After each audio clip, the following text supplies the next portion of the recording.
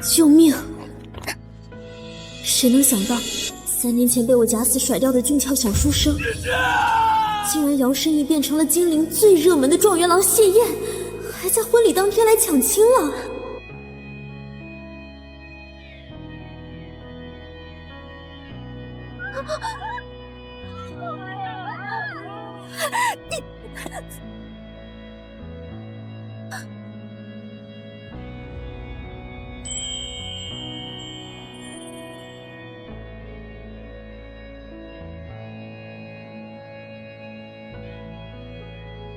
谢大人，当年的事是个误会。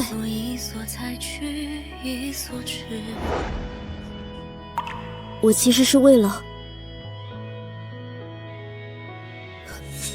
误会？当年假死是误会，我做了1000多个日夜的官夫，也是误会。我沈家3代单传，必须招赘。谢大人满腹才华，我若带你回家入赘，会断了你的仕途。谢燕，我是为了成全你，所以你就抛弃我。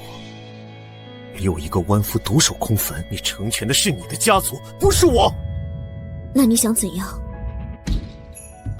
不知你们沈家缺不缺一个新科状元做赘夫？可你的钱……你就是我的前程，沈之意，你别想再逃了。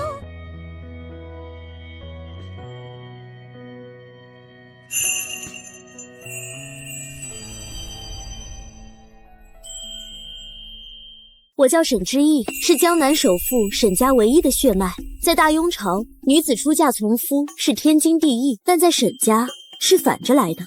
沈家3代单传，100年家业全献于女子一身。招赘是沈府流传了100年的传统。之意，我们沈家的女子都是要招赘的，你一定要像娘亲和祖母一样，找一个出色的赘妇。那要是我的夫君想考状元当大官呢？傻孩子，做了沈家的赘婿，此生便与功名无缘。他唯一的使命就是守着沈府，护你安稳。3年前，我在乡下避暑时救了一个跌落山崖的穷书生，他叫谢燕，虽家境贫穷，却生得一副好容颜。醒醒！我承认，我见色起意，不是，我对他一见钟情了。我隐瞒身份，同他在山野间做了半年夫妻。芝芝，这是我用抄书钱买的银簪，等我高中，一定给你换一只最好的金簪。只要是你送的，我都喜欢。如果一颗心被你俘虏，就流浪在你怀里的国度。我演你手掌心的纹路，砌成我的追逐。那时候我以为可以与他天荒地老，可沈府的家书一封比一封急，父亲母亲都在催我回家招赘。宿贵，谢燕立志考取功名，可赘婿地位卑微，不得从政。于是我亲手做了一场假死的戏，与他两清。乖女儿，你可算回来了，及笄了就是大姑娘了，是时候娶个赘夫了。乖女儿别叹气了，爹爹把江南排得上号的青年才俊全给你扒拉过来了，来上赘夫名册。不是吧？威武镖局的少东家，祖上出过5状元，你看这体格，入赘咱们家绝对能护你周全。胸肌比我还大，一天得吃3桶饭，养不起。下一个，江南大儒王老先生的独孙，正儿八经的书香门第。沈小姐，看起来像要死在我前头，晦气！不要不要！京城盐商刘家的幼子，家里穷的只剩钱了。他爹说了，只要你点头，陪嫁10座金山，强强联手啊，女儿。妹妹，哥哥这块腹肌想不想摸？太油了，我的眼睛，抬走！什么歪瓜裂枣，连谢燕的一根头发都比不上。乖女儿，你说什么？没，我说我都不满意，宁缺毋滥。哟，志毅堂姐回来了呀！志毅堂姐2年了都没挑中一个赘夫啊，眼光也太高了。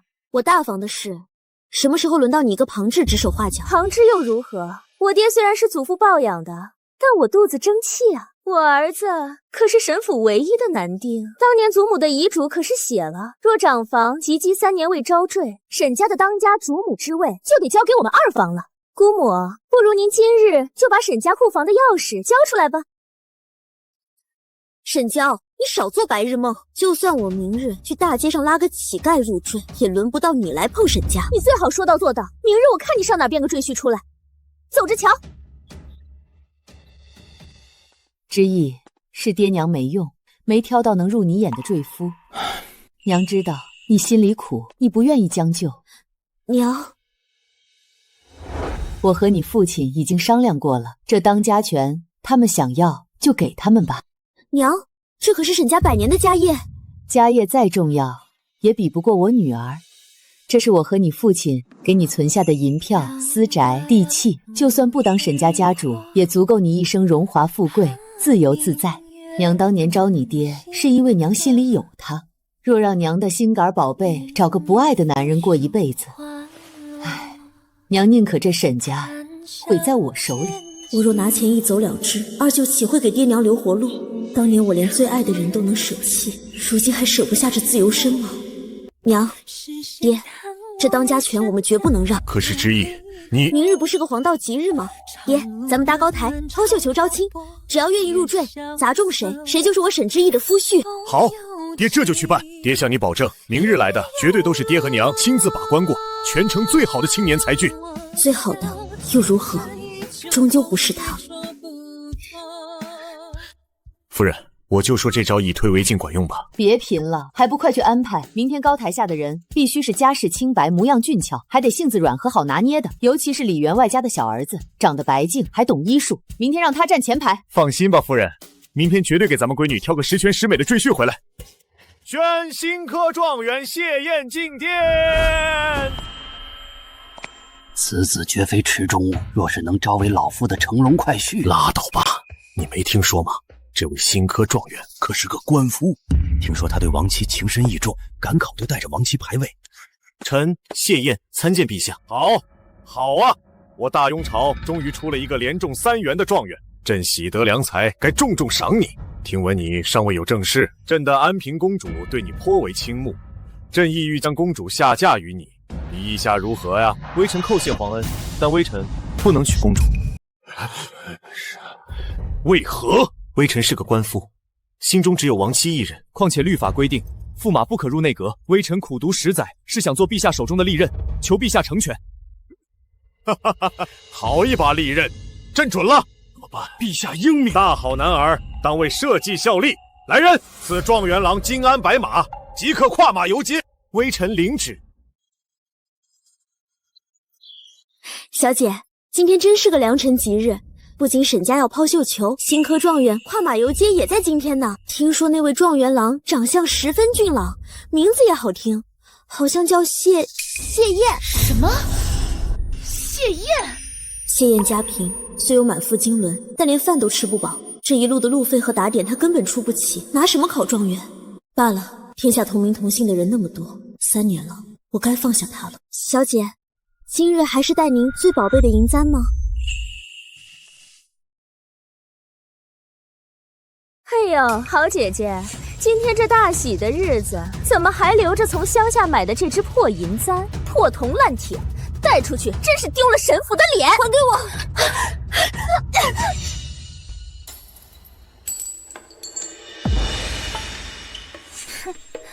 一个破银簪而已，不知道稀罕什么。待会儿就让你捡个叫花子当相公！沈之意，你敢打我？记住你的身份。就算我现在没有招赘成家，我依然是沈家名正言顺的大小姐。沈之意，你给我等着！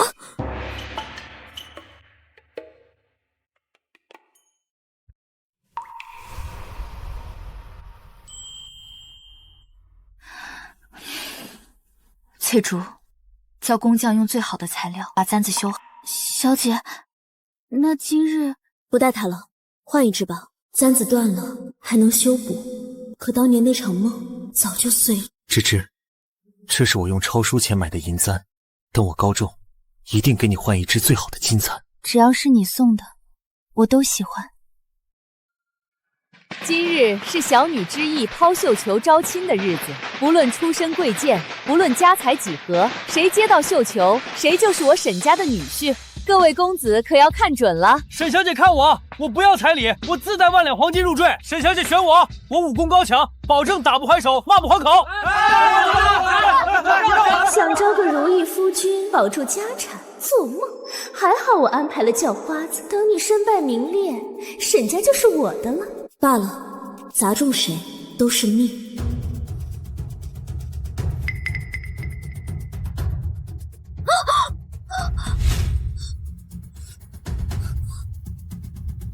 中了，之一，之一。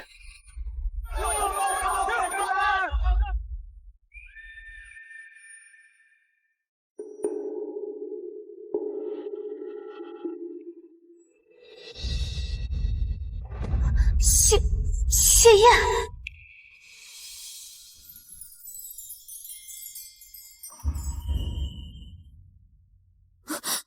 完了，真的是谢燕！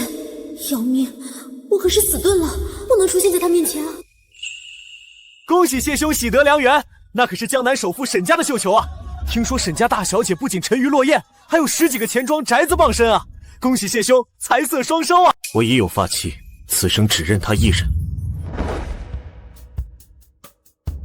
哎，谢兄，你这是要去哪儿啊？去退婚。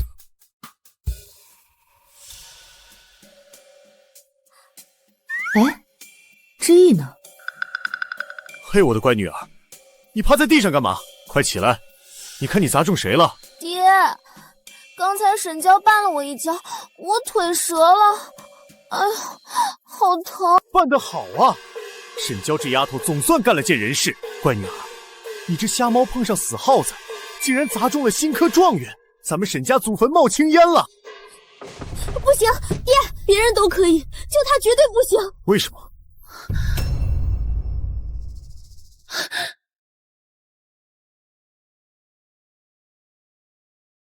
晚生谢宴，拜见沈老爷、沈夫人。死定了！哎呦，谢大人，免礼免礼！状元郎能接住小女的绣球，真是天赐的良缘呐！沈老爷，承蒙错爱，但这绣球晚生不能接。哎呦，使不得，在咱们沈家，老头子说了可不算，我夫人做主。沈夫人，沈家规矩，女子当家，招赘娶夫。晚生初来乍到，冒犯了沈夫人和沈老爷，晚生在此向2位长辈赔罪。沈夫人以女子之身掌舵沈家，不仅将江南这数十家钱庄和商铺打理得井井有条，更是年年施粥济民，治家严明。夫人的才干与魄力，晚生十分钦佩。只是这是为何？可是嫌弃我沈家商贾出身，嫌弃赘婿的身份丢人。晚生是个官夫，已有结发妻子，与我恩爱两不疑，但已阴阳两隔。晚生曾发誓，此生除了她，绝不再娶。谢燕，你个傻子！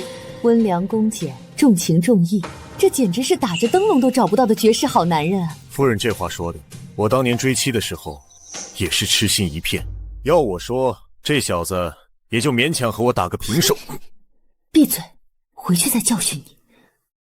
谢大人，感情都是可以慢慢培养的，不如谢大人先见见小女再做决定。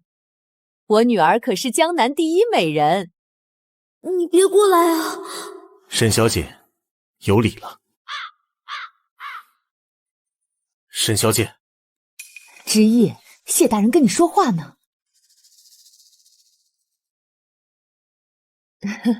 谢大人见笑了，小女比较害羞。之意，还不见过谢大人。沈小姐不必勉强，晚生心意已决，告辞。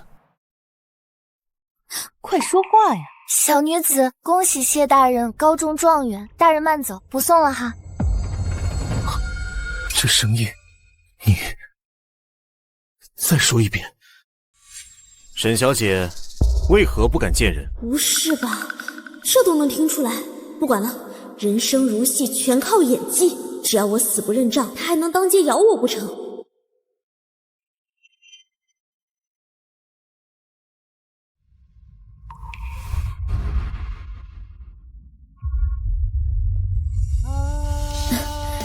谢大人见笑了，小女子偶感风寒，怕惊扰大人。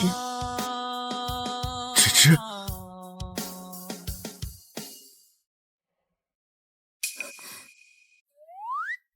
还好本小姐机智，谈恋爱用的假名。大人，您认错人了吧？小女子名为知意，并不是芝芝。不可能，世间怎会有如此相像之人？声音、容貌都一模一样。芝芝，你要骗我到什么时候？谢大人，小女自幼长在江南，大门不出二门不迈。大人莫不是因思念亡妻过度，瞧花了眼？是啊，大人，天下相像之人何其多，我家闺女从小娇生惯养，您可别吓着她。沈小姐，我要听你的解释。大人说的芝芝，莫非是？实不相瞒，我有个妹妹，乳名叫芝芝。3年前她在乡下不慎坠落山崖。咱们家什么时候有个跌落山崖的二小姐了？你问我，我问谁呀？那是沈家的家丑啊！只知那孩子身子弱，一直养在乡下，谁曾想竟与我们天人两隔。知意啊，你别怪大人，大人太过重情重义，才被你这张脸勾起了伤心事。3年前跌落山崖，芝芝，他说他叫沈芝芝，家境贫寒，双亲早亡，家里只有一个瘫痪在床的哥哥。谢燕，这么离谱的瞎话你都信？妹妹她怕连累沈家的名声，才编了这些瞎话。谢大人，私人已逝，还请节哀。既然大人对亡妻情深意重，这门亲事自然不作算。爹娘，快送送谢大人！只要谢燕走出这道门，我明天就跑路，这江南首富老娘不当了。慢着，大人这是何意？亡妻在3年前意外身亡，此事疑点颇多。谢某有一个不情之请，想在贵府暂住数日，在下与亡妻日夜相伴，从未发觉他有虚弱之症。他上树翻墙，如履平地，有回去村口买肉，被屠户家的大黑狗追了2里地。谢燕，凭什么被狗追啊？我不要面子的吗？这恐怕不合规矩吧？小女尚未出阁，家中住着外男，对她的名声……沈夫人多虑了，陛下亲自命我以钦差身份巡查江南吏事。如今我怀疑亡妻之死另有隐情，借助沈府查案，合情合理。谁敢非议，便是与朝廷为敌。造孽啊！完了，引狼入室了。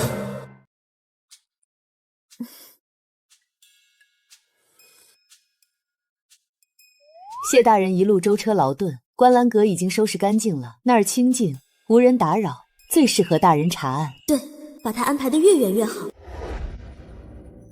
亡妻似乎藏了许多秘密，为了方便搜集线索，在下希望住在知意小姐附近。大人，我女儿尚未出阁，您是外男，这不合适啊。哎呀，谢大人这样的人中龙凤来沈家查案，真是三生有幸啊！知意堂姐，你们大房竟然还推三阻四。谢大人，您来牡丹阁的话，我们定会把大人伺候得舒舒服服的。你是何人？民女是沈家二房的。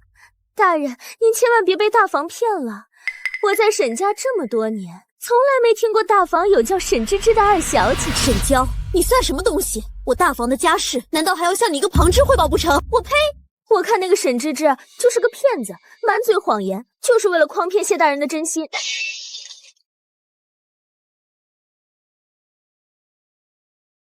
大人，民女为您鸣不平啊！那沈芝芝肯定是个贱。闭嘴！此女当众辱骂朝廷官员亡妻，来人，拉出去掌嘴20。放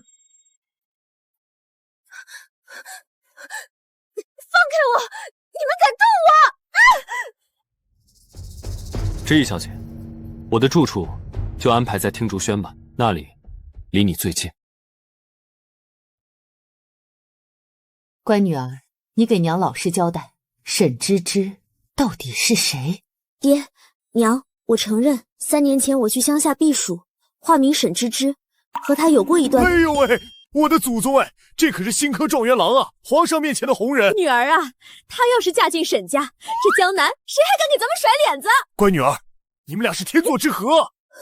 娘，爹，你们清醒一点，他如今高中状元，手握重权，怎么可能自毁大好前程，来咱们沈家当个赘妇？如今他大权在握，若是他知道我不仅骗了他的感情，就连沈芝芝这个名字和身世都是假的，他定会剥了我的皮，甚至把沈家都连累进去。乖女儿，你平时玩玩穷书生也就罢了，怎么偏偏始乱终弃了状元郎？爹这回是真护不住你了。慌什么？只要查不出来不就行了？之意，你老实告诉娘，你对他还有没有情？娘，你放心，我知道孰重孰轻，不会因为一己私情连累沈家的。就让他以为沈芝芝真的死了吧。小姐，您的银簪修好了。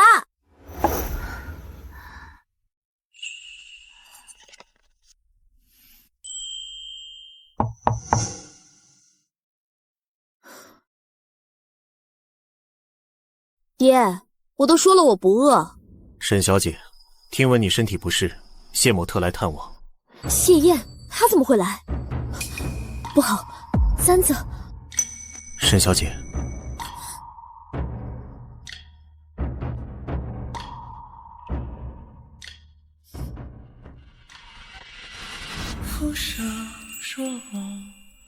晚宴上你未曾用膳，我让厨房做了碗粥。黄鼠狼给鸡拜年。有劳谢大人，小女已经好多了。沈小姐不必拘谨。莲子羹，我只是想再多问一些关于你妹妹的事，她可有什么贴身信物，或者有什么特别的习惯？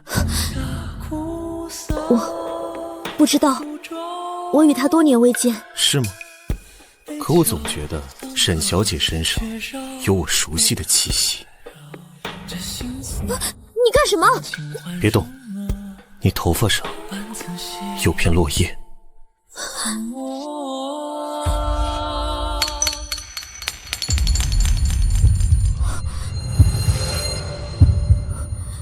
完了完了！沈小姐，你的这只银簪为何与我送给亡妻的定情信物一模一样？沈小姐，你的这只银簪为何与我送给亡妻的定情信物一模一样？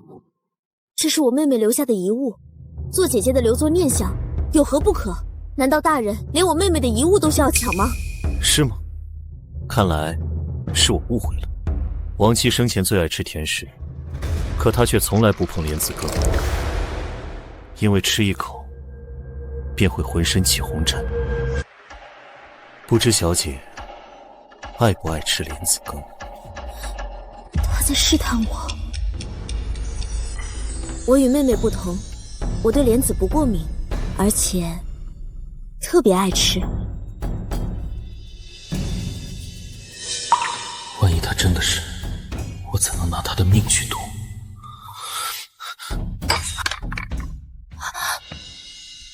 别吃了。今日若我不吃，她便会一直心存侥幸，长痛不如短痛。谢燕，我们就此两清吧。不要喝！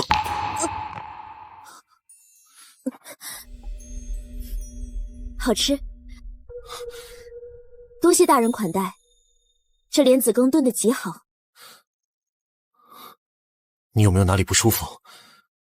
谢大人，我说了，我对莲子不过敏。您看，我这不是好好的吗？没有红疹，喝了一整晚，竟然真的没事。你真的不是他？小女并非大人的亡妻，斯人已逝。谢大人，请节哀顺变吧。芝芝，你真的离开我了吗？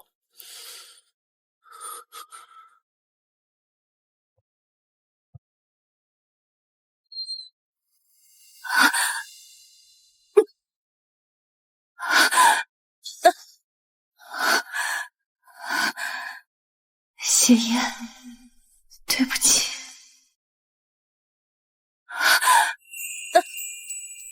谢燕，对不起。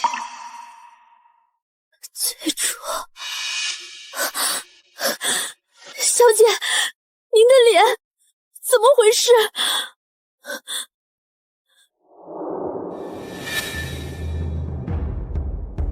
您怎么喝了莲子羹？奴婢这去请大夫。别走正门，有锦衣卫。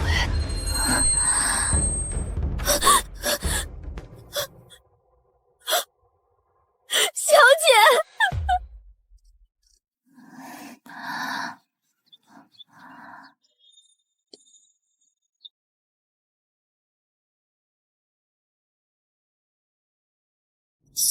Xie Yan，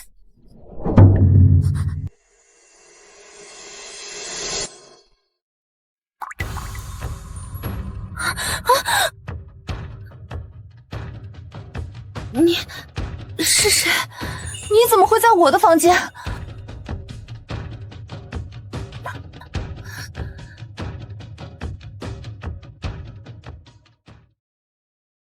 在下是李景慈，知意小姐抛绣球那日，景慈也在台下。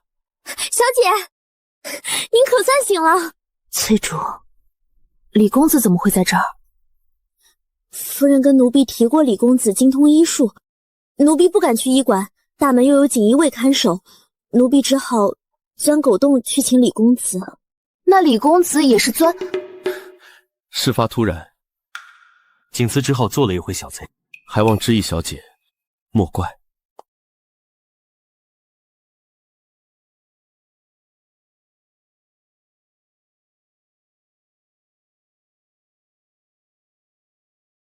崔主，谢大人可有什么动静？谢大人离开后，就一直把自己关在听竹轩里，连早膳都没让人送进去。总算把他糊弄过去了。那他身边的锦衣卫呢？也不见踪影。看来昨晚打消了他的疑虑。好极了，趁他病要他命。不是，趁谢大人有事，送李公子离开，去取1000两银票。知意小姐，银票就不必了。治病救人是景慈分内之事，收了银子就成了买卖。景慈反倒希望小姐欠下我这个人情。李公子大义，知意佩服。改日沈家定当备厚礼，亲自登门道谢。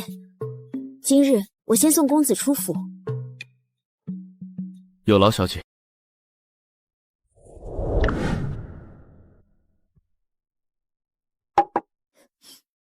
小女并非大人的亡妻，私人已逝，谢大人，请节哀顺变吧。他真的不是芝芝。大人，属下发现，昨夜李员外的小儿子李景慈偷偷进了沈小姐的院子。怎么回事？李景慈不仅是沈夫人看中的赘夫，还是同仁堂的坐馆大夫。大夫，大人，您千万别被大房骗了。我在沈家这么多年，从来没听过大房有叫沈芝芝的二小。沈娇，你算什么东西？我大房的家事，难道还要向你个旁派汇报不成？我与妹妹不同，我对莲子不过敏，而且特别爱吃。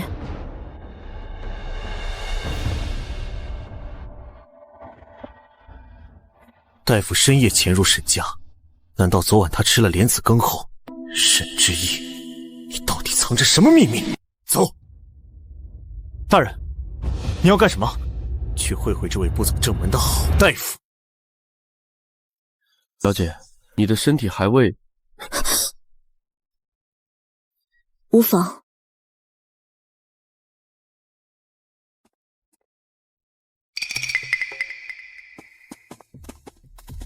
哟，我当是谁呢？原来堂姐在私会野男人啊！沈娇，张嘴还没让你学会规矩吗？沈之意，你真是好手段，一边跟状元郎不清不楚，一边又藏了俊俏小郎君，光天化日拉拉扯扯，我看你是不想要清白了吧？若大夫与病人稍有接触，便是毁了清白。那看病的夫人小姐们，岂不是都没了清白？你强词夺理！沈娇，你张口闭口就是女子清白，沈家女子当家党权，靠的从来不是那些贞洁牌坊，怪不得二房的胭脂铺和成衣店连年亏损。就你这样不尊重女子，随意造谣生事，哪家夫人小姐敢光顾你的生意？就算我把沈家交给你，你接得住吗？家业迟早败在你手里。沈之意，你别以为我不知道，谢大人根本看不上你。人家可是当朝状元，怎么可能给你当赘妇？他跟你成亲，就是全天下的笑柄。生意做得再好又怎样？招不到赘妇，我看你拿什么保住大房？谁说他招不到赘妇？在下李景慈，正是沈家未来的赘婿。我与之意正在商议婚期。谁说他招不到赘妇？在下李景慈，正是沈家未来的赘婿。我与之意正在商议婚期。商议婚期？我怎么不知道？商议婚期？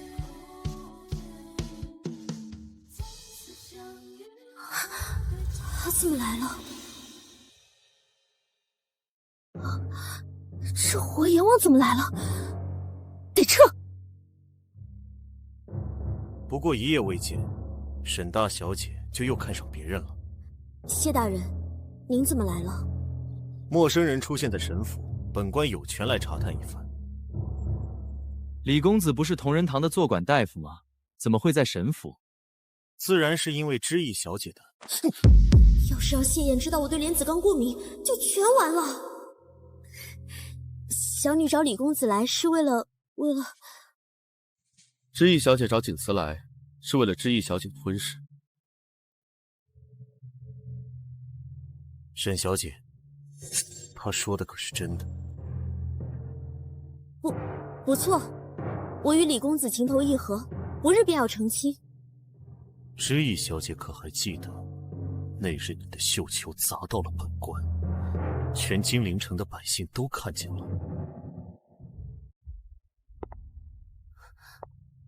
知意小姐可还记得，那日你的绣球砸到了本官，全金陵城的百姓都看见了。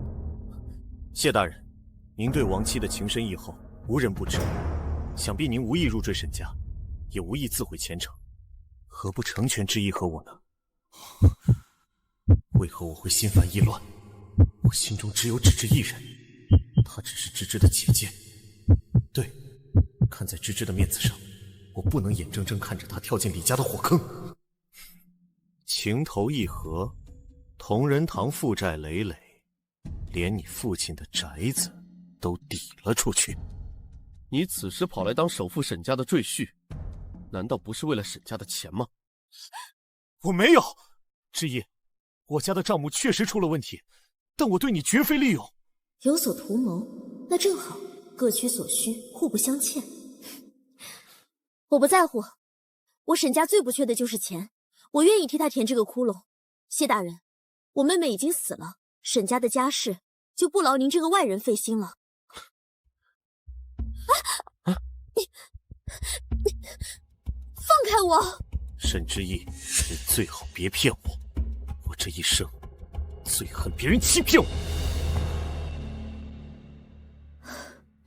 总算打发走了。知意小姐，李公子，我们的交易还作数吗？你还愿意？你有所图，我有所需，我们各取所需，岂不比虚无缥缈的情爱牢固得多？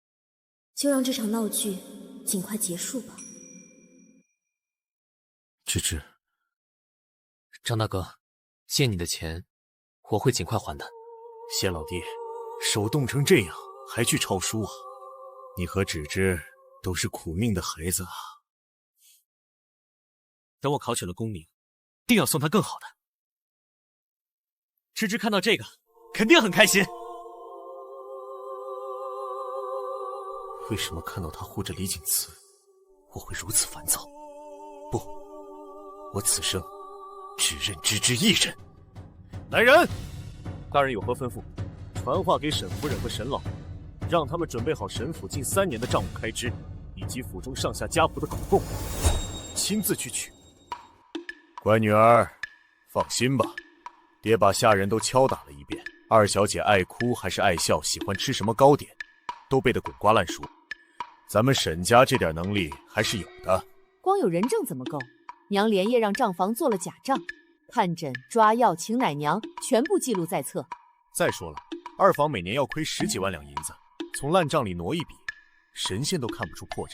人证物证俱全，就算他是钦差，想跟我沈家斗心眼，还是嫩了点。娘，爹，谢燕可是连中3元的状元郎，还是不能掉以轻心。万一……闺女儿，娘都想好了，等风头一过，娘就让你和锦慈成亲，到时候生米煮成熟饭。放心吧，乖女儿，有爹娘在，他谢燕绝对查不出来。哦，是吗？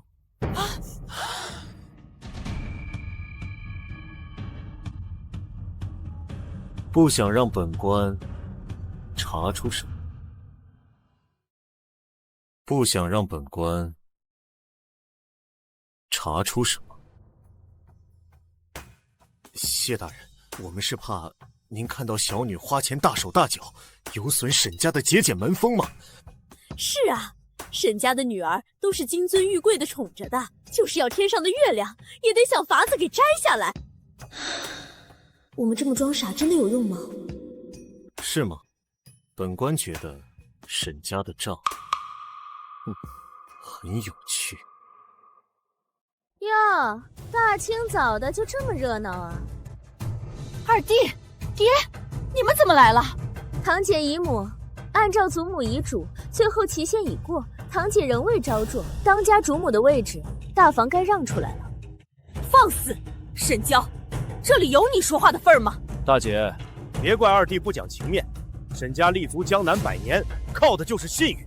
如今白纸黑字在此，大房若想赖账，毁的是沈家的声誉，以后谁还敢跟我们沈家做生意？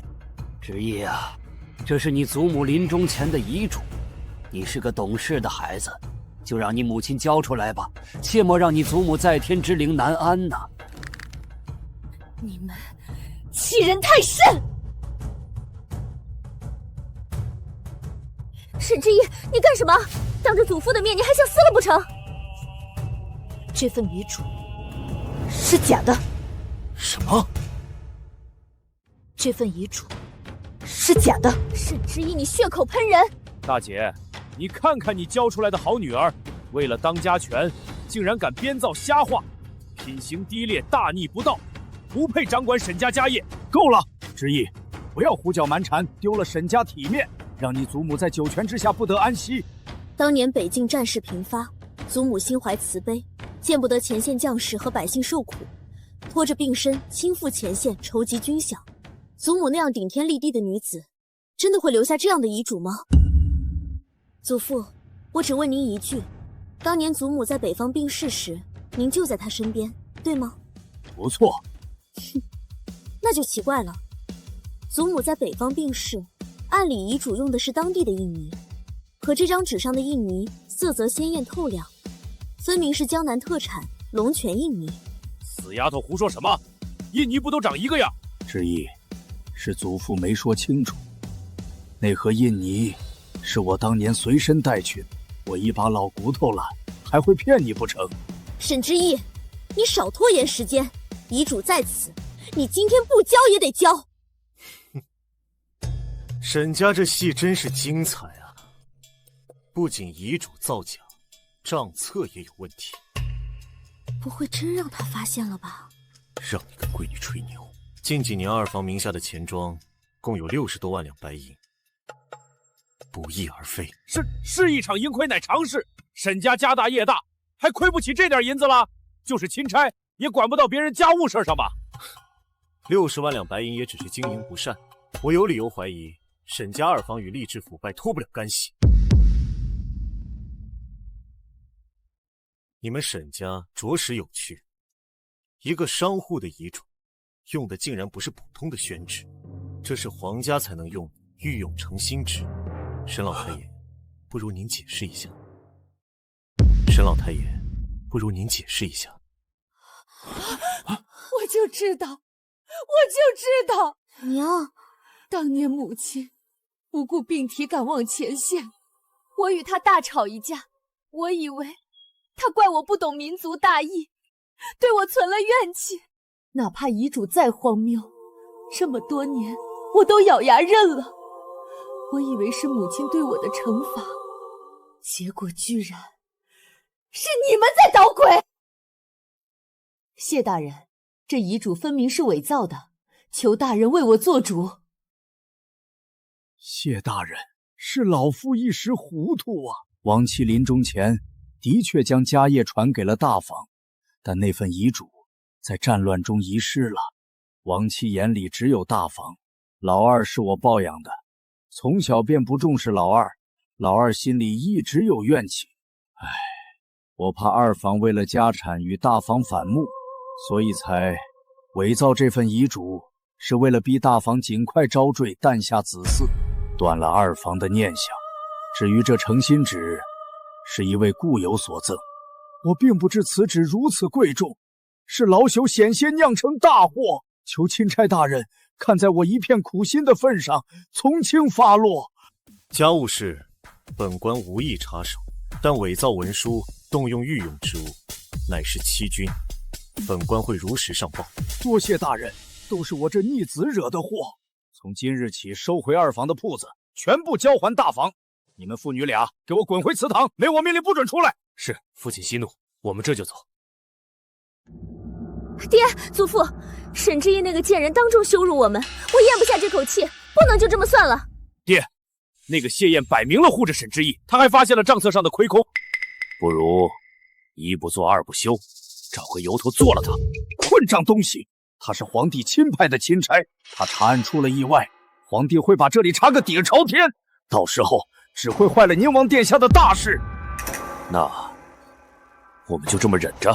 谢燕已经盯上了二房，我们瞒不了多久了。祖父，既然动不了谢燕，那我们就先毁了沈之意。只要他身败名裂，成了个残花败柳，我看谢燕还会不会护着他。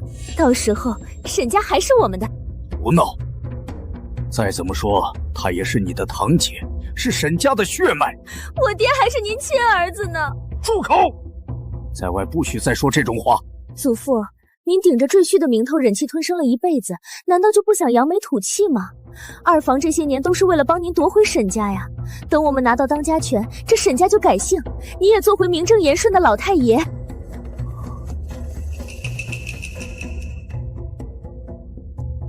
罢了，别伤了他性命，给个教训就行了。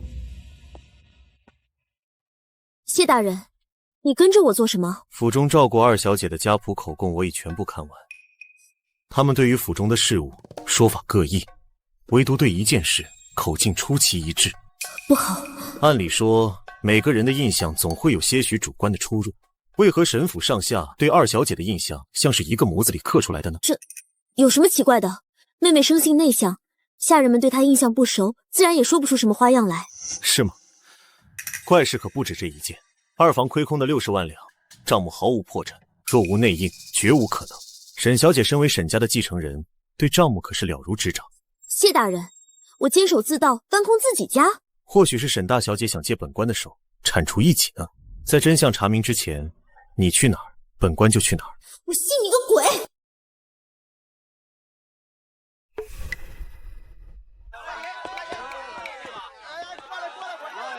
哎呦，沈大小姐，您可有日子没来了，还是老样子，桂花糕来2盒。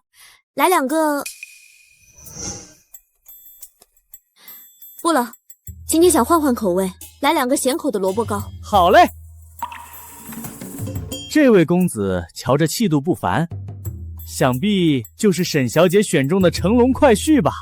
真是郎才女貌，天赐良缘啊！老板，你别乱说。缘分嘛，当然是上天安排的最妙了，自然要寸步不离的守着。谢爷，你说什么呢？小的这就去拿糕点。知意小姐，在下跟着你跑了这大半个金陵城的商铺，有些口渴，不知能否劳烦小姐帮本官买1碗凉茶？谢大人，您身边没锦衣卫吗？锦衣卫都被派去查案了。怎么，沈大小姐连1碗凉茶都不愿请本官喝吗？好，等着，我这就去买。不过我提醒大人，我现在可是嫌疑人，不怕我给您下药的话，您就放心大胆的喝。牡丹花下死，做鬼也风流。流氓，真不知道我当。我妹妹当时怎么看上你的？沈小姐，您的萝卜糕好嘞。老板，这萝卜丝糕闻着确实不错，想必是知意小姐的心头好吧？公子这可就说错了，沈大小姐爱吃甜食，最爱吃我们家的桂花糕了，每次买都嘱咐我们多放糖呢。今天点咸口的，估计是跟您闹脾气呢。公子，您可得多买2盒桂花糕，哄哄她。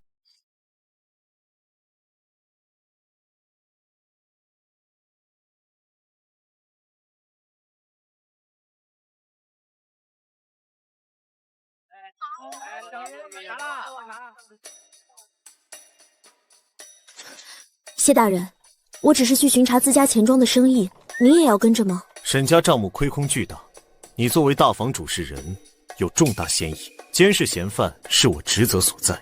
倒是沈小姐，本官听说3日之后你便要与李公子成亲了，是又怎样？大喜之日将近，新娘不在家中备嫁，反而出来查账，看来沈小姐对这桩婚事也没那么上心。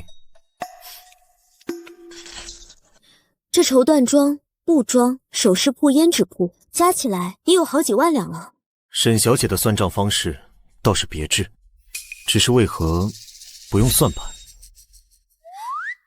谢大人有所不知，我娘自小便将我当作沈家继承人培养，自我记事起，学的就不是女工女剑，而是算术理财，区账目，心算足矣。姑娘，一共是28文钱。不对，1斤五花肉12文，我这块称出来是1斤半，应是18文，你多算了10文。哎呦，是俺算错了，姑娘你这脑子可比我这算盘快多了。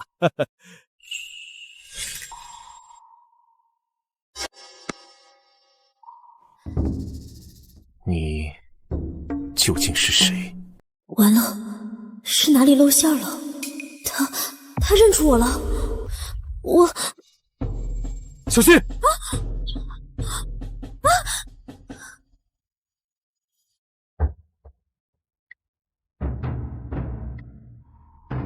！3年不见，他的胸膛比以前宽厚了许多。从第一支箭射进来开始，你竟一点都不慌。沈家钱庄富可敌国，想绑架我勒索赎金的土匪，每年总有那么几波，暗中保护我的沈家护卫也不是吃素的。保护小姐！谢大人不必担心，沈家护卫都是以一当十的好手。不对劲！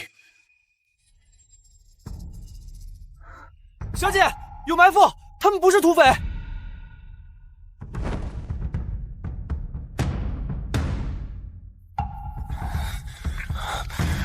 军中阵法，他们是训练有素的死士，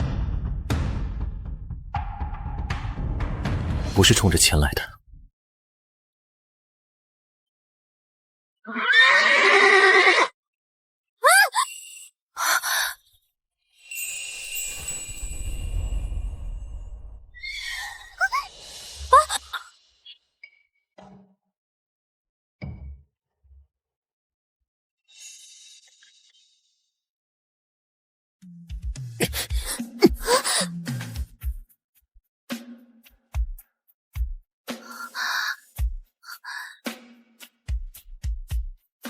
小溪，你何时学会的轻功？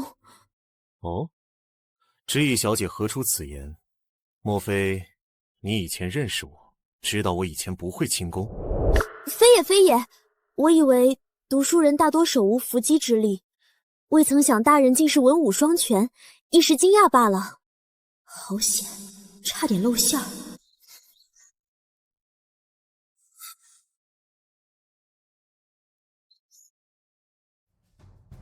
沈大小姐国色天香，必须给咱兄弟留着乐呵乐呵。乐呵！就凭你们，也敢碰她一根头发？姓谢的，这是沈家的家务事，与你无关。识相的就滚开！兄弟们的刀剑可不长眼。今日这事，我管定了。哈哈哈哈哈哈！今天就是天王老子来了，也救不了他的清白。给我上，活戳！是。小心！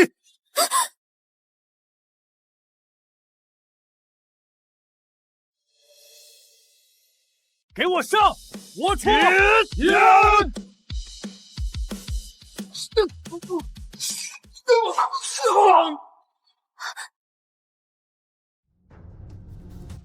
姓谢的，武功再高又怎么样？你护得住前面，护得住后面吗？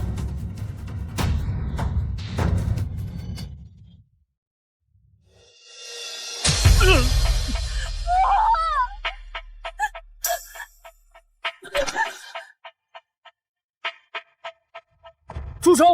大人受伤了，去找大夫，撤！追，一个不留！谢燕，你别死，大夫马上就来了，你撑住！别哭，我这一生求你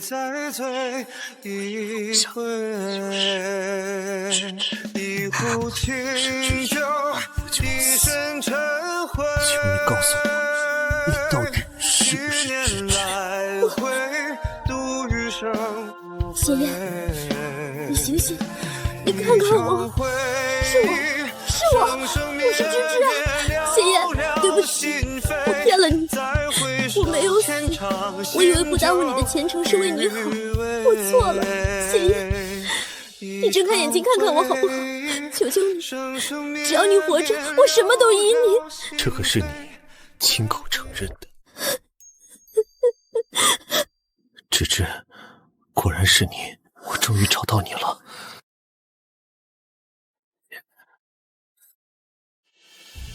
芝芝，这3年，你有没有像我想你一样想过我？谢燕，你没死。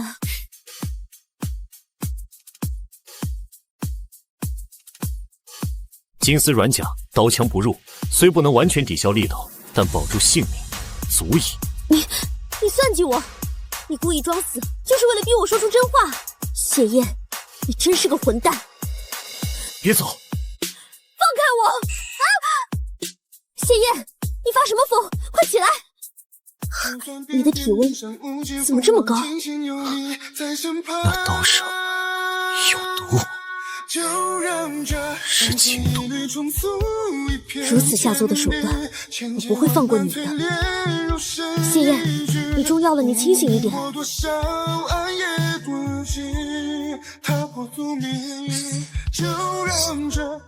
芝芝，我很清醒，3年前你选择沈家，抛下了我，如今解药就在你身上，选择权在你的手里。芝芝，这一次你还会抛下我吗？芝芝，我做了1000多个日夜的官夫，这3年的债，你打算怎么还？我哪怕只有一次，你梦到过我吗？梦里的我也像现在这样对你吗？还是说比现在更过分？3年过去，他不仅学会了武功，连勾引人的手段都比从前高明了。谢大人长进了，你这勾引人的法子从哪学来的？是不是也对别的女子使过？芝芝，除了你，我谁都不在意。我的心早就跟沈芝芝一起埋进土里烂掉了。若我有一丝一毫对不起，就让我遭天谴，千刀万剐，永坠地狱。谢燕，你是3品大员，是皇上面前的红人。你若入赘沈家，10几年的寒窗苦读就全毁了，你会沦为全天下的笑柄的。说到那又如何？没有你，我要这锦绣前程有何用？只要能和你在一起，我愿意做一个被世人嘲笑的赘婿。谢燕，你个疯子，我当真栽在你手里了。芝芝，交给我。大人，找到大夫了。你来的真是时候啊！大人，找到大夫了。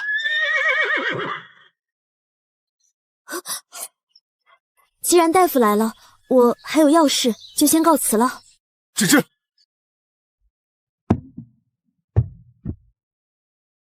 你来的真是时候啊！属下快马加鞭，幸不辱命，为大人寻来了最好的大夫。是啊，再晚来片刻，本官的毒就自己解了。啊，竟还能不药而愈，大人真是吉人天相。把药拿来。大人外伤未伤及要害，情毒也已用解药压制，但还需静养，切勿动气。我以为不耽误你的前程是为你好，我错了，谢燕，你睁开眼睛看看我好不好？求求你，只要你活着，我什么都依你。谢燕，你个疯子，我当真栽在你手里了。知意小姐呢？回沈府了？回大人，沈小姐说沈府里还有要事，已经先行离开了。换新郎一事确实需要跟伯母伯父提前告知，还是只知想得周到。原来是这样吗？像你这种单身汉当然不懂女人在想什么，跟你说了也白说。对了，你立刻将我这些年积攒的俸禄、银票，还有陛下赏赐的那些金银玉器全部整理出来，列一份清单给我。啊，大人，您要这些做什么？要查案？查什么案？本官要入赘沈家，自然要提前备好嫁妆。嫁妆？大人，您是朝廷3品大员，新科状元，怎么能去入赘？况且，安平公主当年对您有资助之恩，若是她知道了，公主与我是君臣之义，知遇之恩，我没齿难忘。但这与男女之情无关，我心中从始至终只有芝芝一人。芝芝，这一次我不会再让你跑掉了。小姐，您可算回来了，出大事了！怎么了？是二房那边又闹事了？不是二房，是安平公主，公主在正厅等您呢。公主？她怎么会来找我？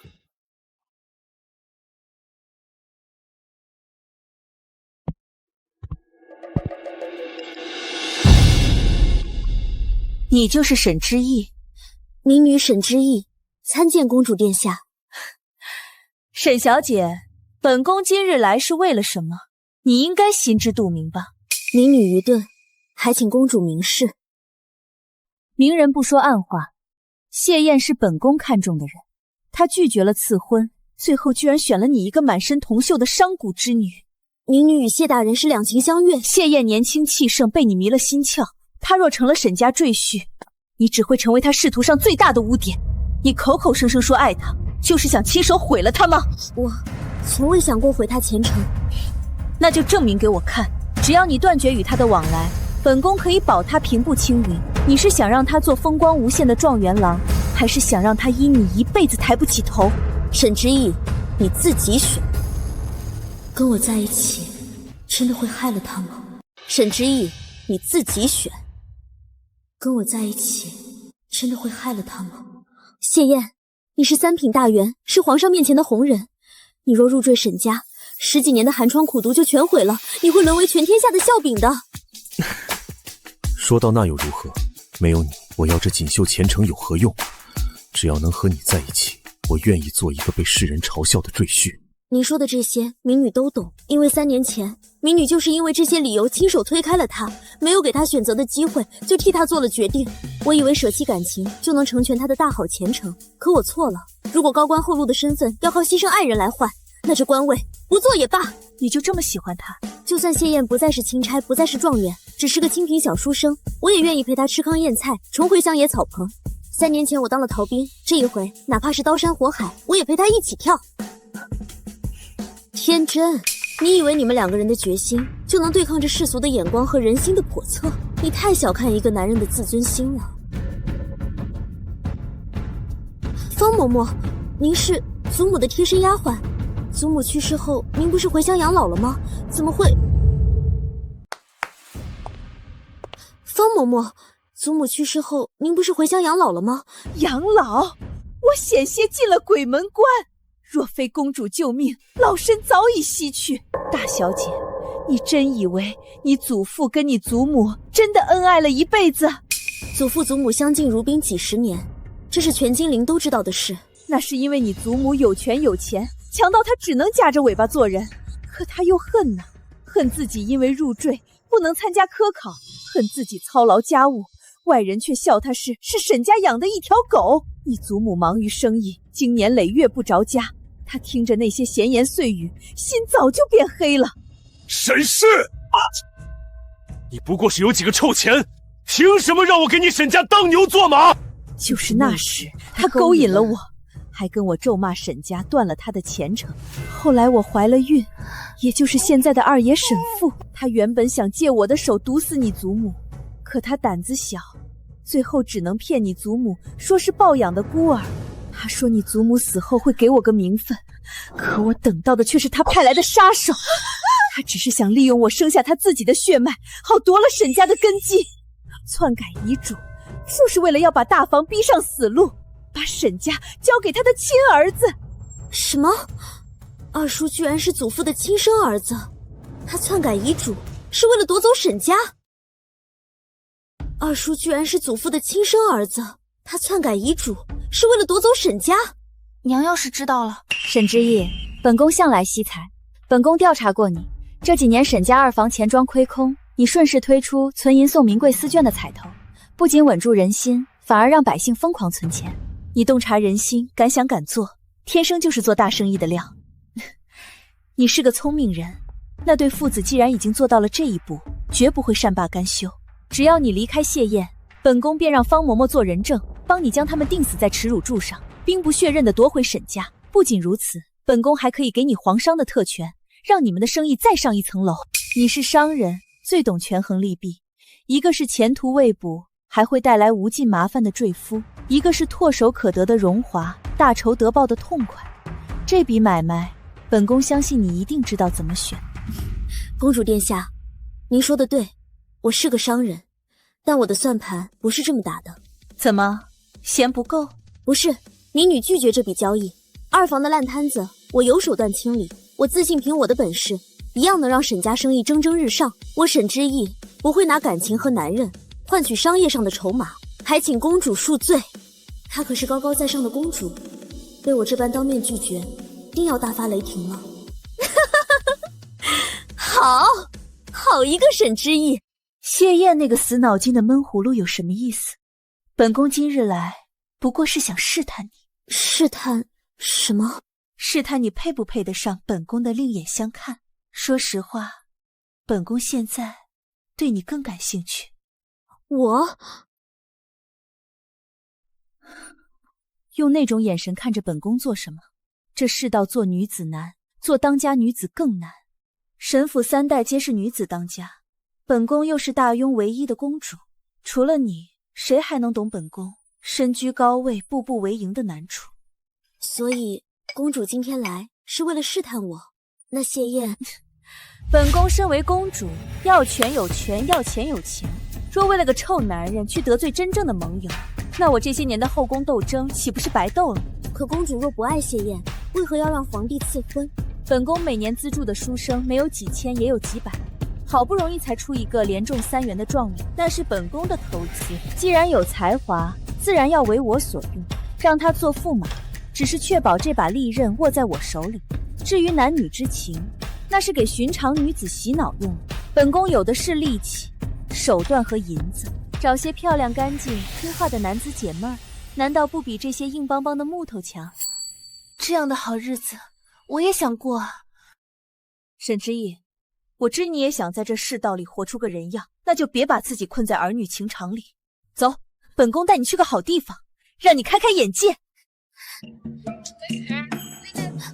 公主，是南风馆，这可是……这儿怎么了？这儿的男子个个琴棋书画样样精通，比那个只会读书的谢燕有趣多了。这是做本宫的盟友，你得学会享受权势带来的快乐。今晚本宫请客，看中谁直接带走。这件不行，显得我腰身粗重。你手里那件也不行，肩线不好看。大人，这已经是最好的绣娘连夜赶制出来的了，用的都是上好的云锦。您看这金线刺绣，多气派啊！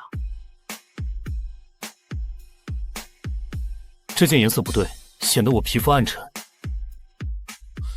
大人，婚事太急了，这些都是绣娘压箱底的宝贝了，想必知意小姐不会在意这些身外之物的。你不懂，要抓住一个女人的心，首先就要抓住她的眼睛。你以为我这3年苦练的身材是白费的？你没看到芝芝看我的眼神吗？那叫一个走不动道。是。大人，不好了！慌慌张张，成何体统？是不是知意来问我吉服准备的如何了？让他放心，我定会以最完美的姿态去迎娶她。不是啊，大人，沈小姐，她去烟雨楼了。烟雨楼，那不是吉宁城最大的南风馆。什么？消息可有假？大人，保真。还没娶进门，他就要出轨了。贝芒，我倒要去看看是哪个不要脸的男人在勾引我夫人。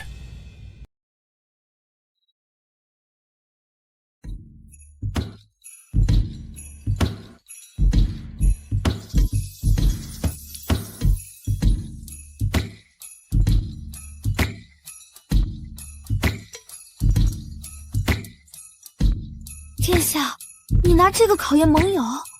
怎么样，本宫为你挑的可还入眼？放心，这里的每一个人都经过精挑细选，身价清白，性格也都安分守己。最重要的是，腰特别好，都是练过的，又瘦又能干。哦，喜欢手好看的？他们的手每日用牛乳和花瓣精心保养的，又白又嫩。但你可别小瞧了，手劲儿大着呢。我们大女人就是要看这些才有力气讨生活啊。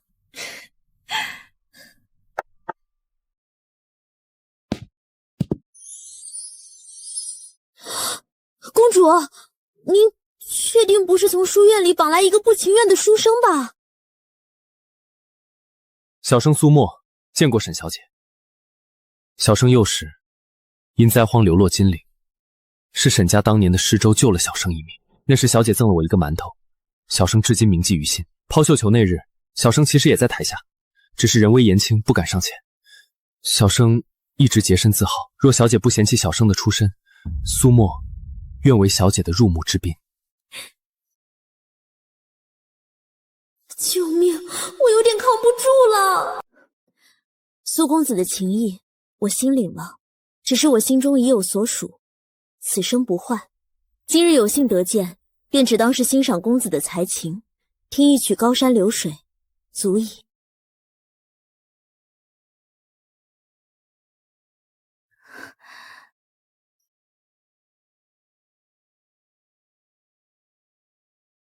哎呀，瞧你这笨手笨脚的。正好这后院引了温泉活水，最是洁净，去泡一泡，再换身干净衣裳。不必了，公主，天色已晚，我该回府了。本宫还没尽兴，你敢扫本宫的兴？去！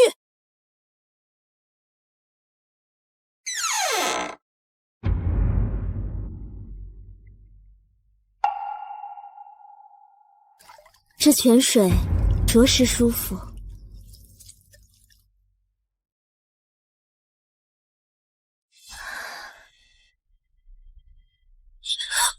谁？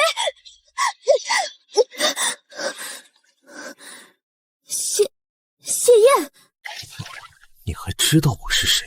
沈之意，你可真是好样的！前脚刚跟我海誓山盟，后脚就跑到南风馆寻欢作乐。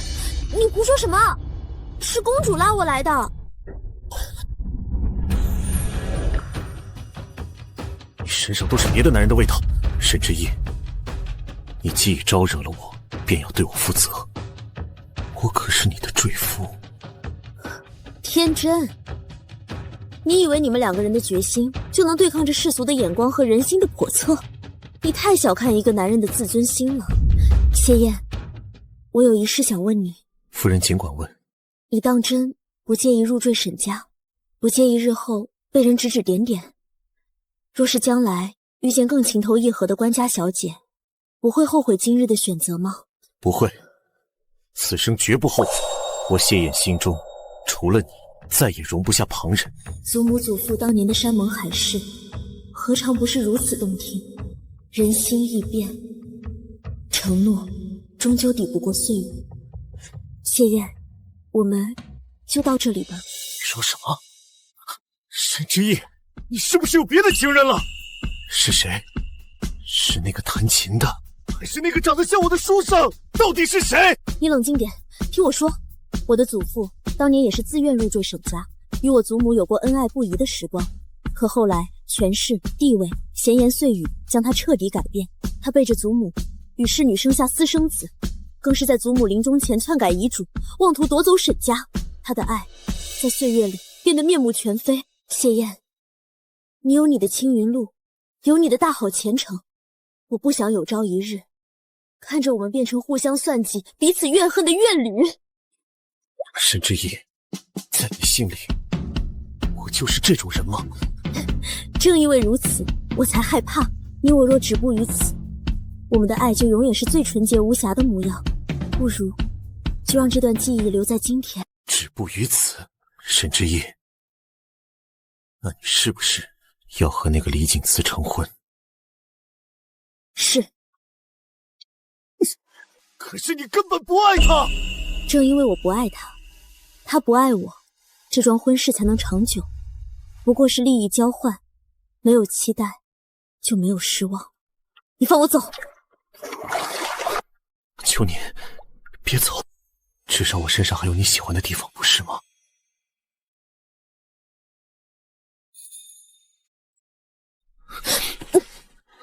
沈之言，你要抛弃我，但你的身体依旧对我有反应。谢燕，放开我，放开我，停下，停下！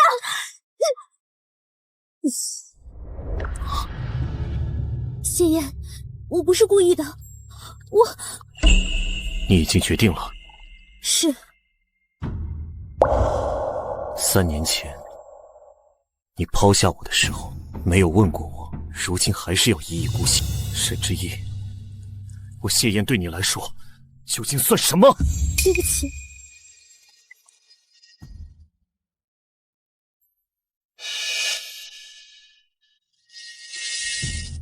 想嫁给别人，芝芝，你的夫君只能是我。这个亲，我抢定了。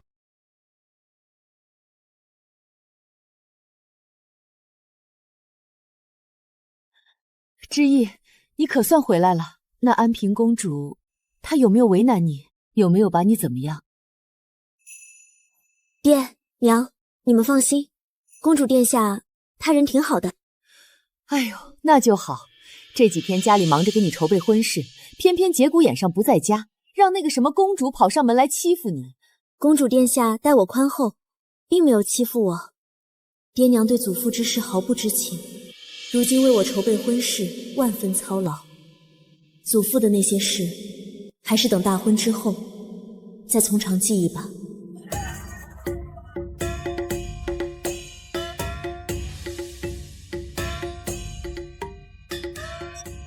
小姐，今日大喜，这只簪子不了，换一只吧，就那只赤金点翠的凤凰步摇。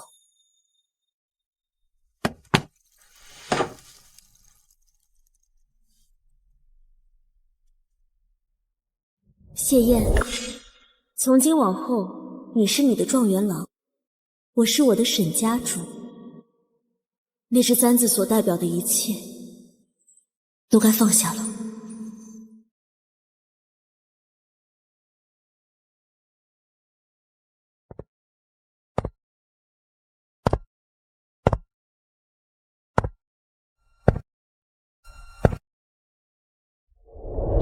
我的乖女儿，今日可真好看，一转眼你就要成亲了。哎呀，娘舍不得你呀。是啊是啊，爹也舍不得，以后就……娘爹，你们搞清楚，我是娶赘妇，不是嫁人，我还是住在沈府，哪儿也不去。你们俩哭什么呢？对哦，没错，咱们家是娶夫，是我们沈家添丁进口的大喜事。哭什么？该笑。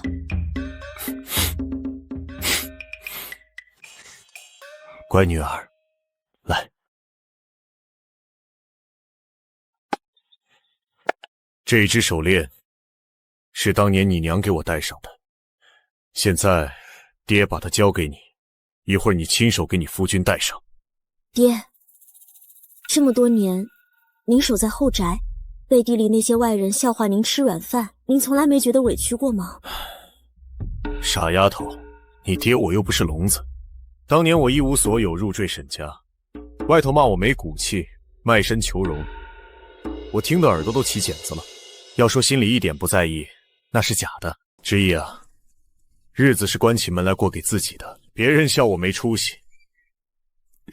可你娘在外面谈生意受了委屈，只有我能给她揉肩。这后宅几十口人的吃喝拉撒全靠我管家，没有我，你娘怎么在外面安心厮杀？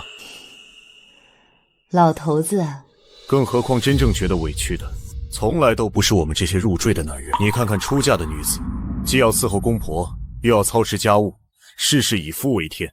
最凶险的是还得去鬼门关走一走，替男人生儿育女，承受生育之苦。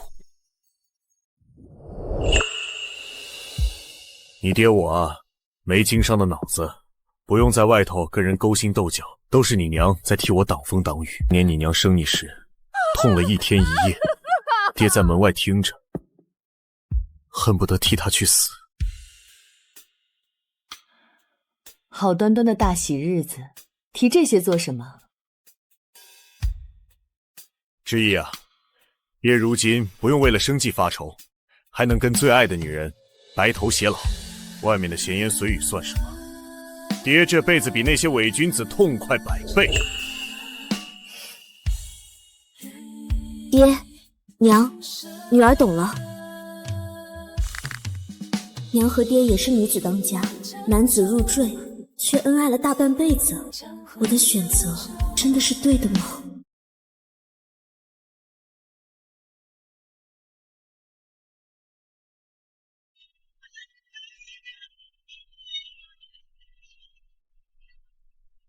伯母、伯父，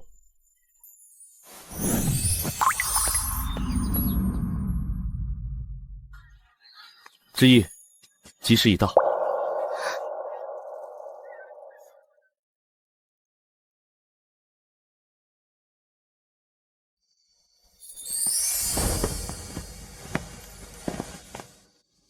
今日是我沈家大喜的日子，之意招得贤婿，实乃我沈家之福。希望你们二人日后能相敬如宾，同心同德，将我沈家发扬光大。恭喜堂姐觅得良婿，祝堂姐与李公子百年好合。多谢各位今日能来参加我与之意的婚礼，我李景慈在此谢过。按照我沈家的规矩，新婿入门当由新娘为其戴上玉镯。之意，该你了。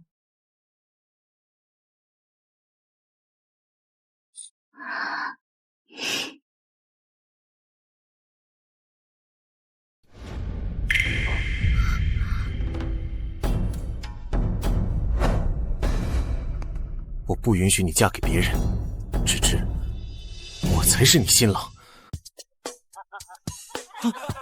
那不是新科状元郎谢燕谢大人吗？何止是状元郎，他如今可是陛下钦点的巡查钦差，他怎么会出现在这里？还抢亲？我想起来了，当初沈家大小姐抛绣球择婿，砸中的就是这位谢大人。我当时就说这两人有缘，没想到今日这出可比戏台子上唱的还精彩，有好戏看了。哎，王兄，给我来点。谢燕，你怎么会来这里？我是来加入这个家。什么意思？我不在乎你和他是真是假，我不在乎你这3年有没有过别人，我不在乎你相不相信我的承诺，哪怕没有名分，哪怕让我当你的小三，当你的情夫，只要能留在你身边，别丢下我好不好？哎呀，瞧瞧这孩子，真是情深意重啊！家中有要事处理，让大家看笑话了。来人，送客人们去别院。等等啊，沈夫人，这还没拜堂呢。我沈家的瓜是那么好吃的吗？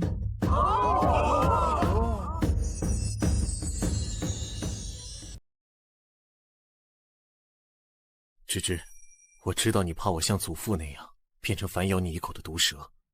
这是苗疆的琴骨，白色为母骨，黑丝为子骨。子骨入后，母骨在手，子骨的命全凭母骨定夺。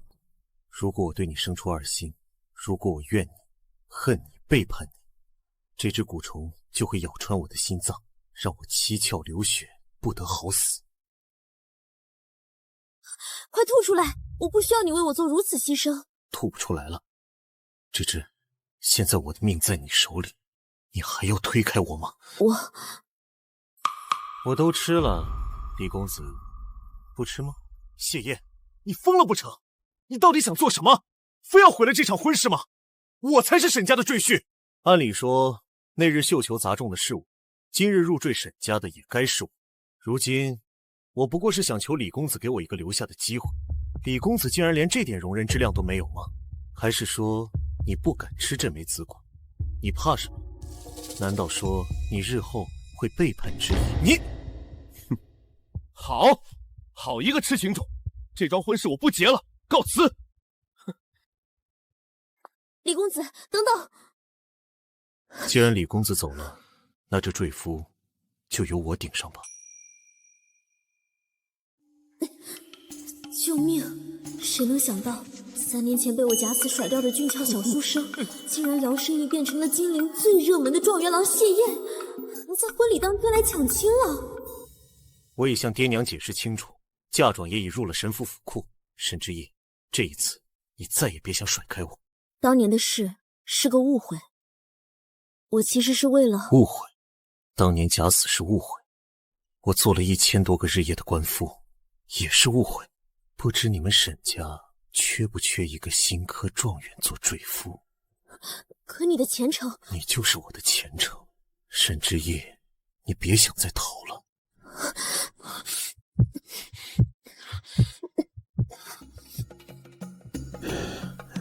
别再离开我了。谢大人折腾人的手段，怎么一日千里了？事关终身幸福，自然要不耻下问。为夫可是重金请烟雨楼头牌，悉心制教过，这还只是开胃小菜，更厉害还没使出来。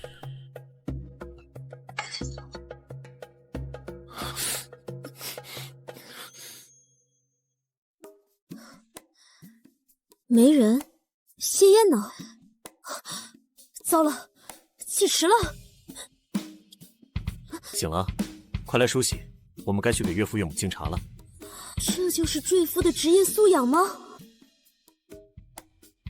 娘，请喝茶。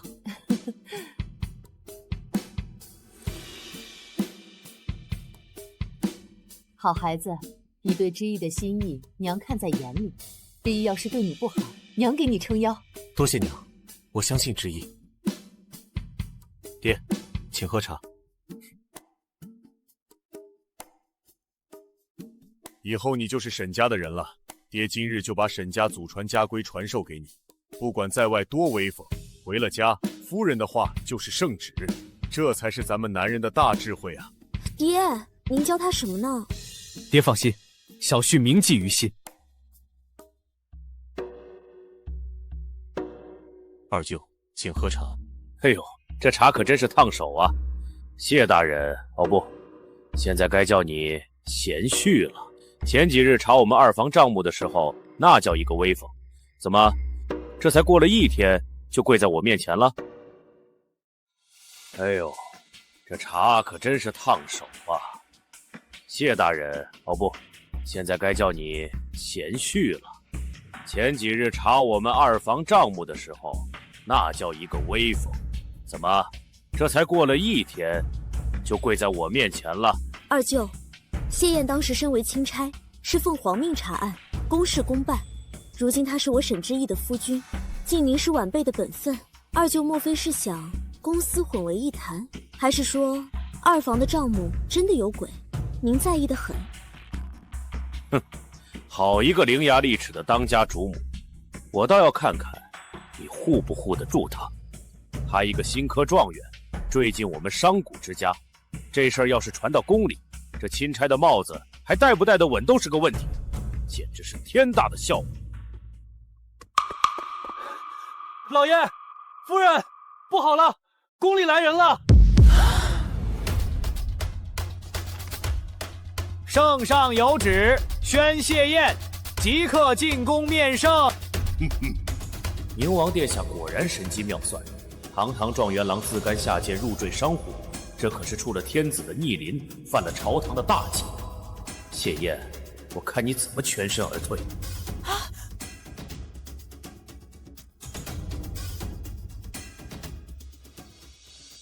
臣遵旨。谢燕，你真的要进宫面圣？夫人，我们都成亲2次了，还叫我名字吗？你是不是也得改口了？好了，夫君，你别逗我了，我们谈正事。必须回去。二房账册亏空只是幌子，背后牵扯的是朝中的大狱，此事若不尽早解决，沈家永无宁日。如今你不仅拒绝了皇上的赐婚，还顶着商贾赘婿的名声去见圣上，那些文臣肯定会在皇上面前弹劾你，皇上也不会放过你的。别怕，只要你在我身边，我就没有跨不过去的死局。乖乖在家等我。听说了吗？新科状元谢燕拒了公主，跑去给一个商贾之女当赘婿了。斯文扫地，简直是我等读书人的耻辱！嘘，小声点，人来了。哟，这不是谢大人吗？几日不见，谢大人身上这铜钱味儿，倒是比书卷气重了不少啊。探花郎此言差矣。国之根本在于民，民之生计在于商。若无铜钱流通，何来万民纳税？若无税款充盈高铺，何来朝廷俸禄？既然你自诩清流高洁之士，不如将你每月的俸禄捐入国库，以全你的书生傲骨，如何？你强词夺理，有辱斯文。谢燕倒是长了一张好嘴。谢燕，朕钦点你为新科状元，将你视为国之栋梁，你就是这么回报朕的？你竟然跑去江南当一个商贾之女的赘婿，你让朕的脸面往哪儿搁？臣知罪，但臣所做的一切，皆是为了替陛下守住这大雍的江山。好大的口气！你为了美色自甘堕落，还能扯上江山社稷？朕倒要听听你怎么辩解。陛下，臣在江南查抄沈家二房账册，发现其亏空巨大，这是沈家二房伪造的，意图夺取大房家产的假遗嘱。陛下请看，这造假的纸张乃是皇家御用的诚心纸，皇室用品竟流落到商贾手中。沈家二房背后有宫里的人。臣起初也以为是宫中哪位贵人贪财，直到假遗嘱一事败露后，沈家大小姐在城外突遭劫杀。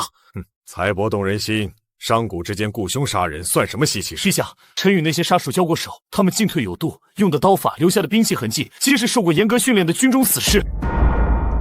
大雍朝的兵马皆在朕的掌控之中，除了朕的禁军，唯有镇守北境宁王手握重兵。谢燕，你可知道你在说什么？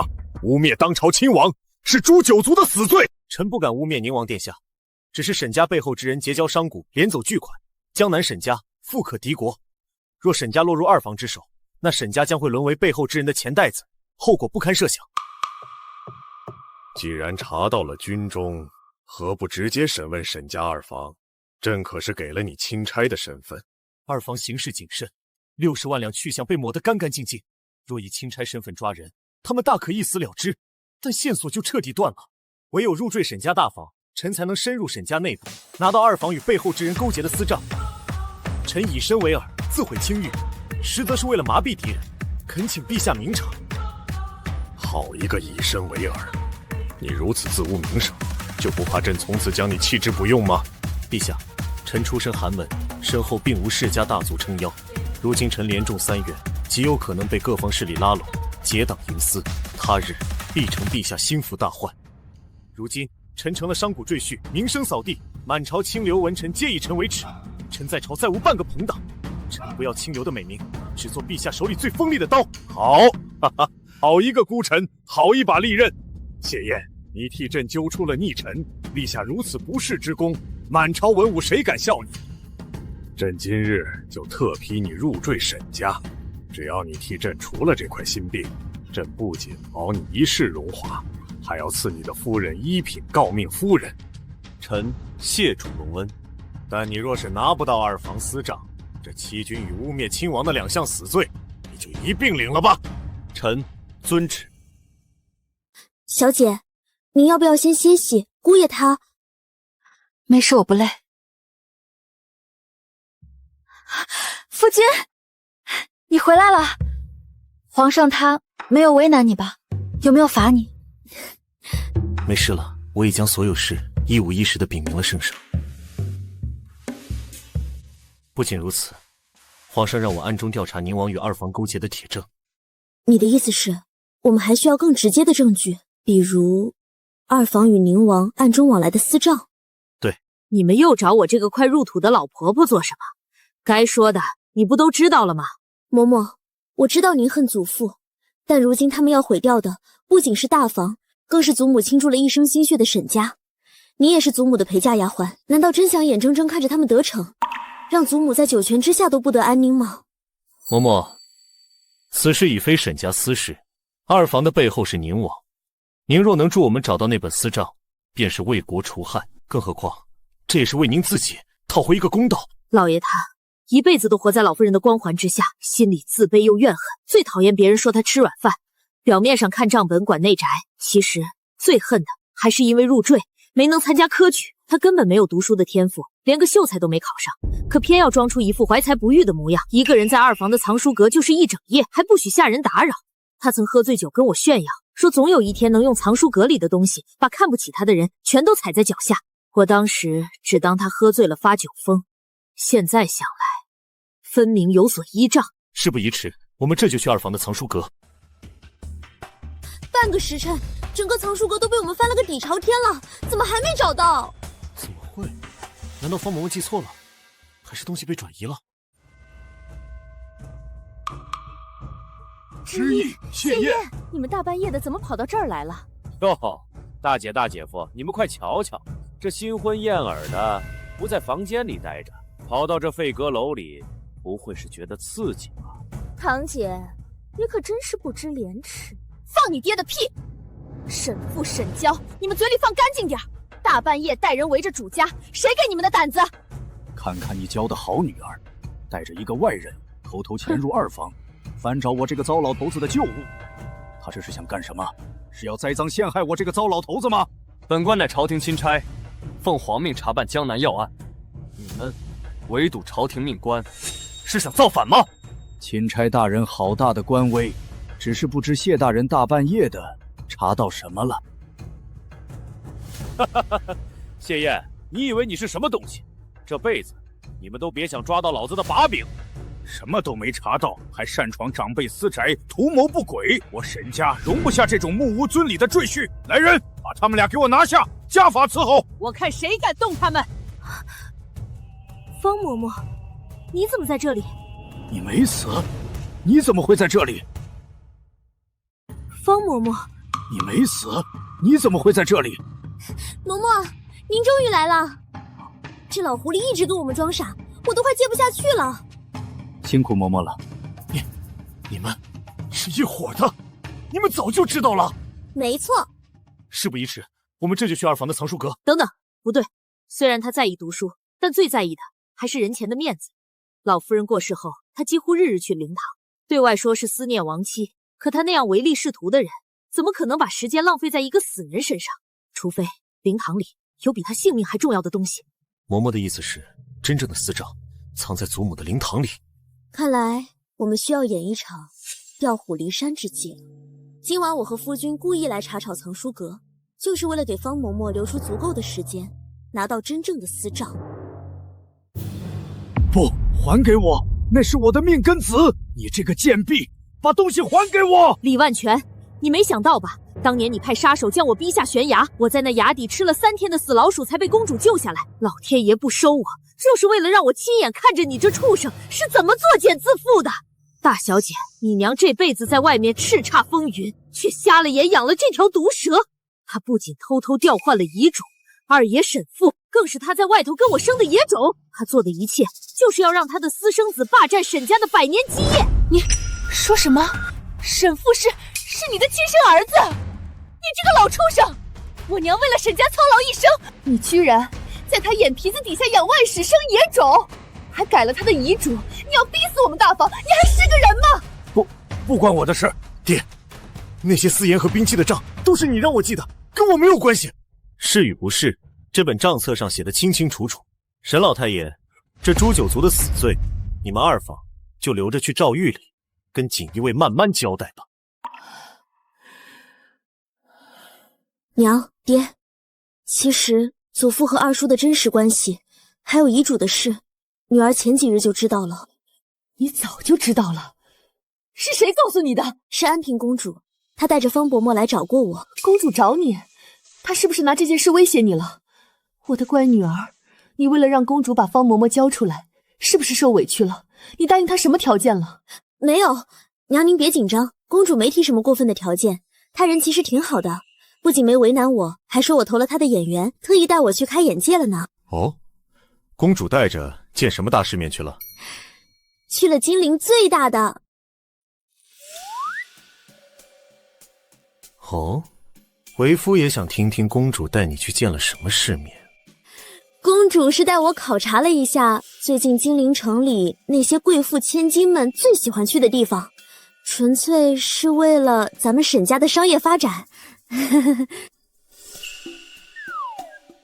你呀你，从小就鬼主意多，既然你早就知道，为何瞒着娘？娘这阵子为了我的亲事日夜操劳，我怎么忍心拿这种事烦您？更何况祖父毕竟是您的父亲，我怕您心里受不住这个打击。乖女儿，真的长大了，都知道心疼娘了。娘虽然伤心，但娘是个商人，最懂得及时止损。她不把我当亲生女儿，要毁了沈家，那她就不再是我爹。她自己闯下这滔天大祸，她自己去担。娘在乎的只有你和你爹。娘，之意，谢燕，你们不要因为老太爷对感情、对未来失去希望。入赘从来不是变心的理由，贪婪和自私才是。娘看得出来，谢燕是个好孩子，只要你们俩心在一块儿，这日子就一定能过得比谁都红火。就是，你娘说的太对了。看看你爹娘，我们恩爱了半辈子，那可是金陵城的模范夫妻。就说昨晚吧，你娘还窝在我怀里夸我。闭嘴！老不休的，当着孩子面胡咧咧什么？哎呦，夫人轻点儿。行了行了，大半夜的，让这小两口早点歇着吧。明日谢宴还要上朝面圣呢。岳父岳母走了，夫人是不是该跟我好好交代一下，在南风馆里到底怎么开眼界了？夫君，你听我解释。谢燕，你这次可是给了朕一个大惊喜，没想到你查案抓人入赘，样样都出色啊。陛下谬赞，此案能破，全赖之意在沈府周旋，臣能全身而退，多亏了他。哦，沈之意，朕记得当初谢燕为了拒婚，可是信誓旦旦地跟朕说，她心中已有亡妻，此生不娶。怎么，这还没过多久，谢爱卿就有了新人？陛下，其实并无新人，谢燕口中的亡妻便是民女。3年前因沈家变故，民女不得不假死避祸，这才有了这桩误会。好啊，好一个假死避祸，好一个亡妻重逢，你们二人的经历简直比宫里那些话本子还离奇。罢了，既然是误会一场，朕也不予追究。此案平定，沈家二房勾结宁王谋逆的罪证确凿，你们二人立了大功。说吧，想要什么赏赐？这千载难逢的机会绝不能错过。陛下，民女确实有一个不情之请。哦，说来听听。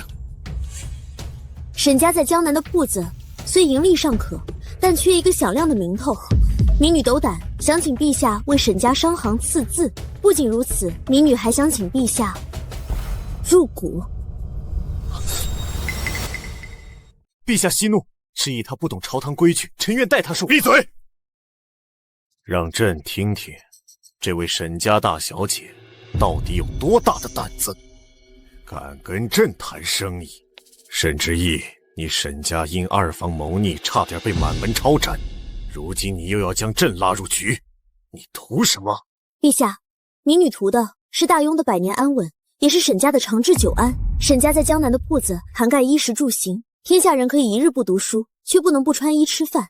民女此举是要将金陵的经济命脉交到陛下手中。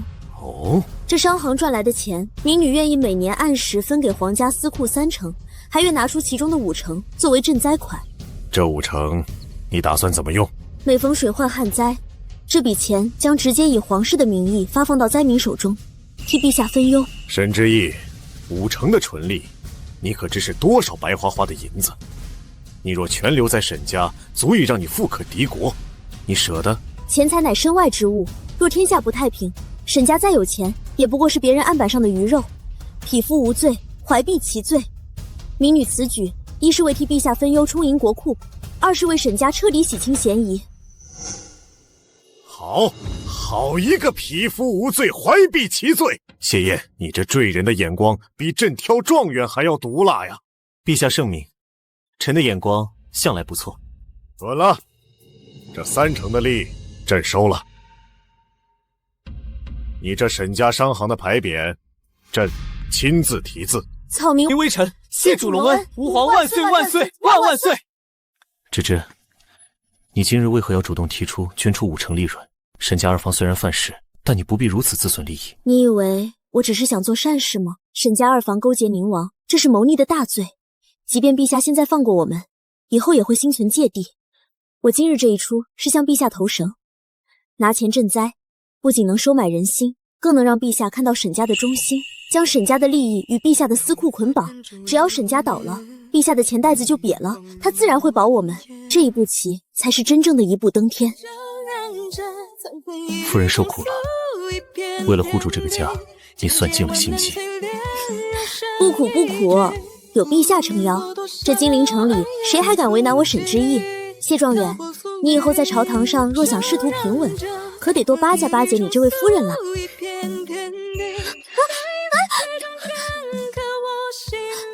大庭广众的，你干什么？我这就回府，好好巴结夫人。